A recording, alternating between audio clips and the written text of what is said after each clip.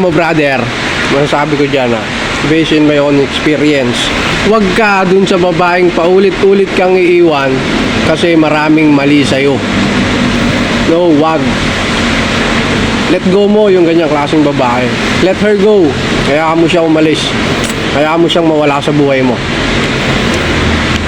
Bilang lalaki, mahirap na buhay natin kasi tayo provider. Huwag na nating mas pahirapan yung sarili natin. Nakukuha pa tayo ng klase ng babae na ipopokpok natin sa ulo natin. Wag.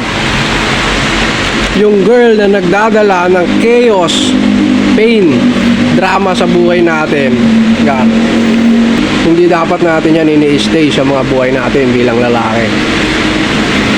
Dun ka sa babaeng sasamahan ka at tutulungan ka sa mga mali mo, sa mga kulang sa'yo.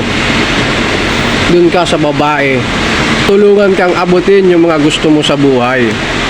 Huwag kang mag-i-stay dun sa babaeng na paulit-ulit kang iwan kasi maraming kulang at wala sa'yo. Yun ang tunay na partner.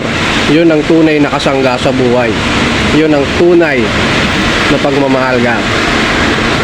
Kano, kung ka mag-stay dyan, pakawalan mo yan. Wala kang mapapala dyan.